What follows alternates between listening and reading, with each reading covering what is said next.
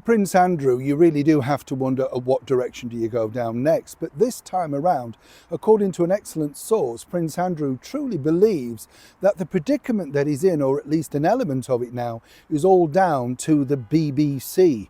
Oh yes, as ever, let me explain. Hi, good to see you, chums. Thank you so much for joining me today, and welcome one and all. Nice to have your company. Before people attack this particular story, let me point this particular element out.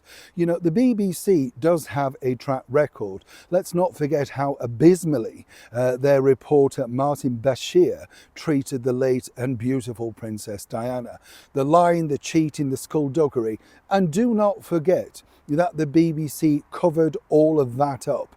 And I thought it was very haunting. I don't know if you remember when Prince William was standing, I think in the porchway of some particular royal residence, and I just thought he looked haunted, because obviously he knew that really his mother had been lied to. And I've often said this, that this really changed the direction of her mental thinking. And I don't mean that in a cruel way, but you know what I mean? Like, if somebody's telling you lie upon lie, and pre-internet where you can't check things, all sorts of scandalous stories, Martin Bashir gets to walk away hands-free and a woman's life is ruined. I mean, you can dress that up any way you want.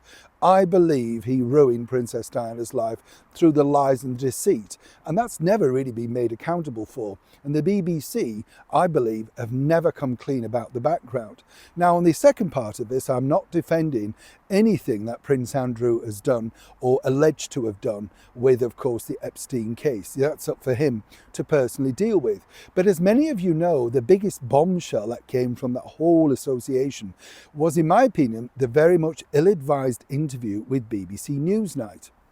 Now, if you remember, I've told you this before, when you work with celebrities, and I've done it many, many years, you know, there are certain stipulations that you have. And if a celebrity is really cocky, you know, and they feel they know what they're doing, if you don't really care about them, you think, oh, go on then, you know, and make a mess of it. So it's not your problem in a sense, but it always becomes your problem because they fire you, they blame you, and then you get tarnished with that. So the control is very important. When Andrew sat down with Emily Maitlis and the Newsnight team, they've been beavering away for over 6 months. But I've often said the real star of that, the person who really deserved the credit, was the producer, the freelancer, Sam McAllister. You know, she worked very hard behind the scenes.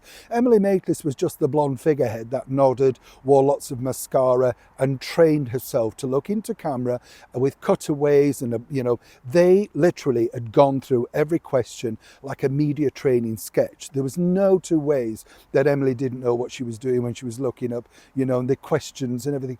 Everything was very, very tight. Prince Andrew, an absolute nutter for doing it, simply because of two things. He never asked for copy approval because he truly believed that he got everything in the can. He knew what to do. And as we now famously know, he said to his late mother, Queen Elizabeth, oh, it went very well, because in his mind, he did. But, you know, not savvy enough to realise that the chopping, the cutting and the removal of certain things can paint any person in any which way they want.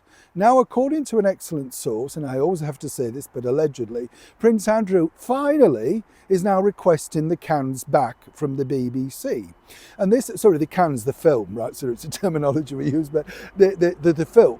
Because, as he pointed out, the interview went on much longer than what we saw on the screen. Of course it does. We all know that. So he believes, even though it's a few years down, that there are questions that, in fact, do point out certain elements that are missing in this story. Now, you got to say, Andrew is a fighter, if nothing else. But don't you think you've left this bit a little bit late in the can, you know, to suddenly call that away?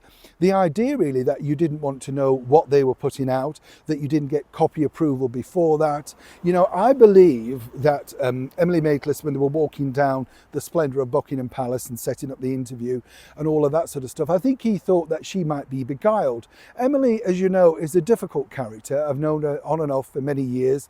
And in my opinion, you know, one of these sort of people that has always an angst about something, complained about Donald Trump and, you know, remember, these are the people, for instance, she had a book out a few years back and it was going to be optioned to be a TV series. She got up on TV, breakfast TV, said, oh yes, you know, we're looking at this. Never happened because they realised it was a bit of a baseless idea, my opinion, right?